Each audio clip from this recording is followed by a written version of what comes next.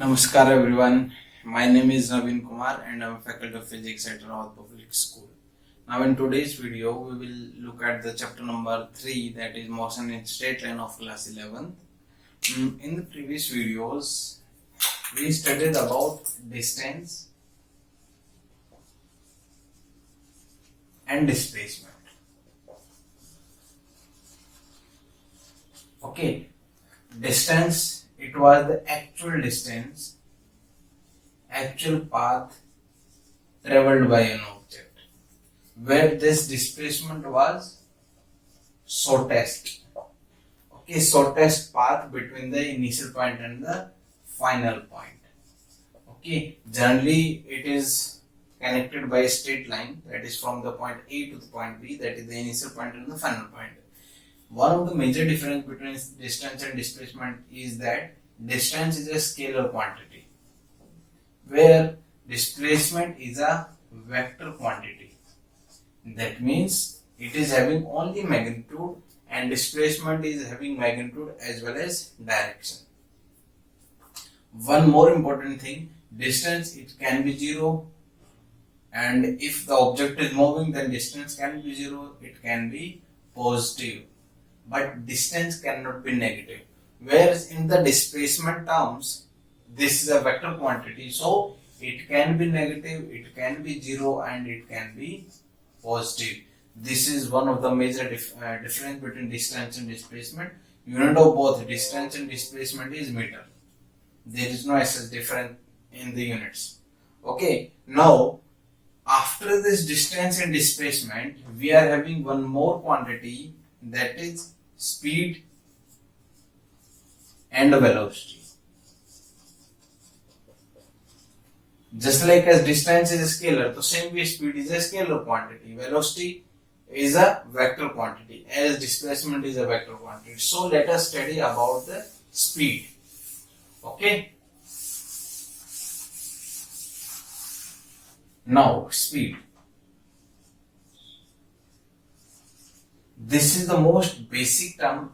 We studied this thing in the 9th class as well, that speed is what? This is rate of change of distance. This is rate of change of distance. Okay, unit of this distance is, and this speed is meter per second, or we can write it in kilometer per hour. Okay, the formula for the speed is equals to distance divided by time. This is formula for speed. Okay, now this is speed we generally got in the exam, in the questions at meter per second or kilometer per hour. So we must know the interrelation between them, how to convert from meter per second to kilometer per hour or kilometer per hour to meter per second. So let us discuss that as well. Let's suppose you are given with kilometer per hour. You need to convert this kilometer per hour in meter per second.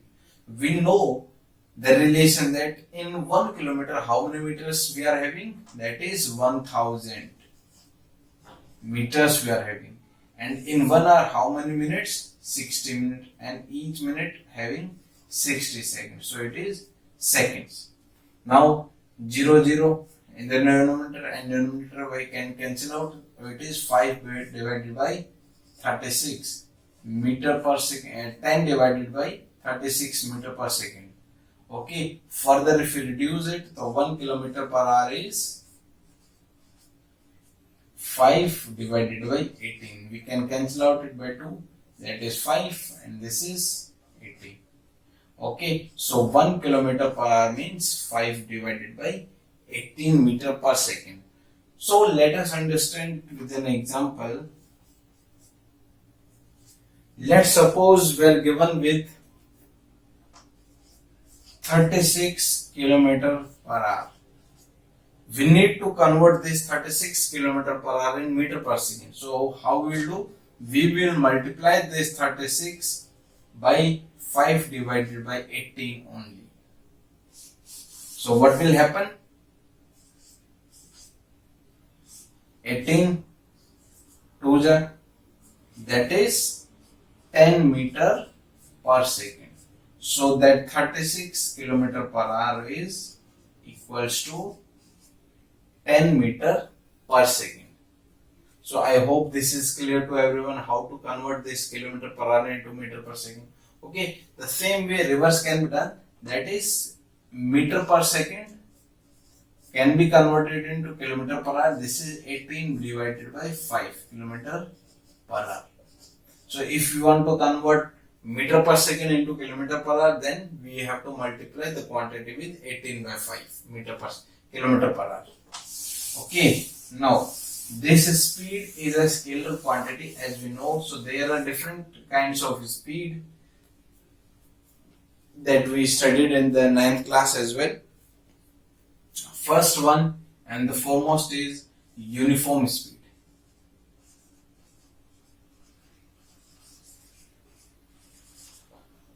Now, as its name says, uniform speed means if an object covers equal distance in equal interval of time, then the object is in uniform speed. Okay, so let us take an example. This is equal speed, equal distance, not speed, equal distance in equal time, every times. That means speed is not changing. Okay, so we can say that object is moving in uniform speed. So let us take an example that an object is moving with covering 80 kilometers in 4 hours. Okay, what it means? That every 1 hour object is covering 20 kilometers. Okay, if it is happening, that means object is in uniform speed. Okay, the second is variable.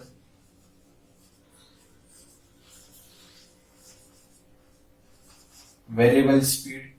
Variable speed means if the speed of the object is changing, increasing or decreasing. Let's suppose from the home to school you are going. Okay, somewhere you found a speed breaker, somewhere you found turn. Okay, somewhere you find some obstacle in between your path. Then what is happening? Here the speed is increased, then decreased, then it is increased, then decreased. Okay, that means speed keeps on changing. Such kind of speed is known as variable speed. Means with the condition in which speed of the object is changing. Okay, or object is covering unequal distance in unequal interval of time every times, and the distance or the time interval is changing. Okay, now the third one and the most important is average speed. Average speed is the speed with which object covered the distance if it is moving with a variable speed.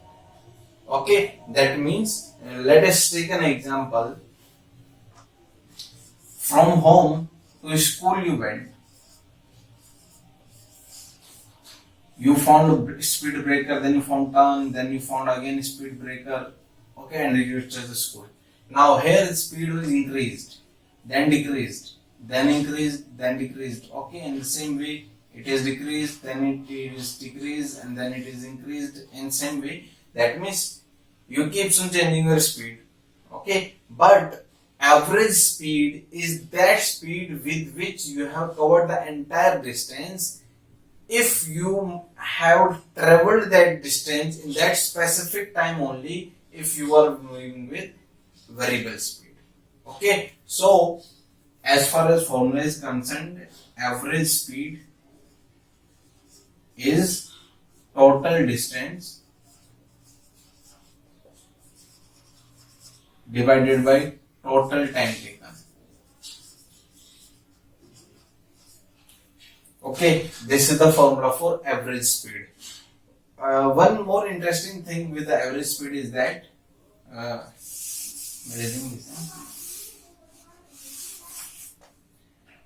Let's suppose this is the entire path and half of the distance you covered with speed v1, let's say.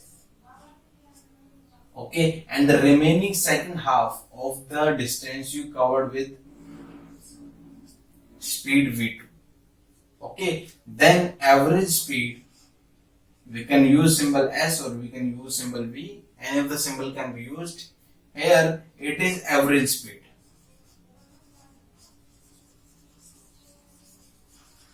Average speed in this condition will be total distance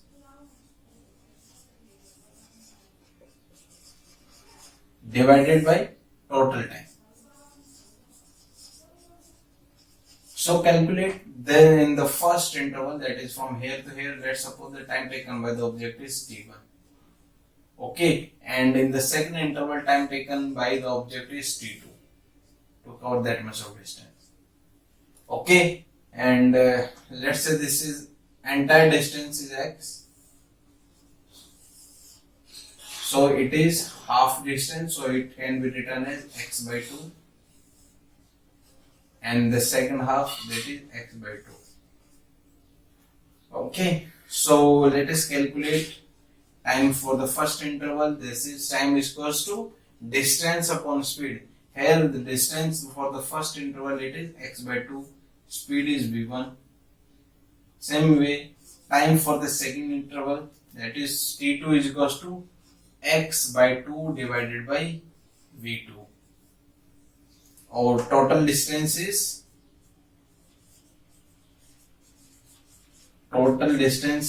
x and total time is t, which is equals to t1 plus t2.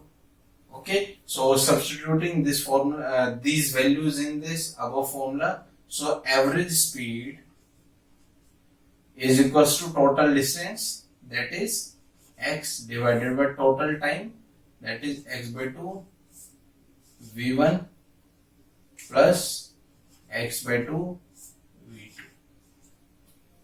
Okay, so by solving it, we got we can take LCM of the denominators, so it will be x upon v1 x plus x v2, and the denominator is 2v1 v2. Okay, so take out x common from the denominator and bring this denominator, extreme denominator, into the numerator. Then it is 2v1 v2 divided by x common. Here in the denominator x common, it is v1 plus v2. X cancel out. So average speed formula is 2 v1 v2 divided by v1 plus v2. This is the formula for average speed if you are given with speed only for a specific interval. Half of the distance was covered with distance speed v1 and the remaining half is covered with distance with speed v2. Okay, now let us move to the fourth speed type of the speed, that is instantaneous speed. Fourth type of the speed, that is instantaneous speed. Now, as its name suggests, that this is a speed at a particular instant. Okay, if you want to calculate speed at a particular instant, that means we need to put limit that delta t tends to 0. At that time, dx by dt is instantaneous speed. Okay, instantaneous speed is speed at a particular moment. If we keeps on decreasing the time interval to 0, at that time speed of the object is known as instantaneous speed. Unit for all these speed, whether it is average speed, whether it is a variable speed, or whether it is average speed or instantaneous speed, It is meter per second always. This is a scalar quantity, so it can be 0 or it can be positive. It can never be negative. Keep this thing in mind. Okay, and if we are given with a graph of an object, these are the positions, this is the time axis. In that condition, we can calculate the speed of the object with the help of a slope. So let's say this is x1, this is x2, this is t1 and this is t2. Okay, so from the graph, speed is equals to x2 minus x1, that is the range, divided by t2 minus t2. Okay, that is slope of this graph is known as speed.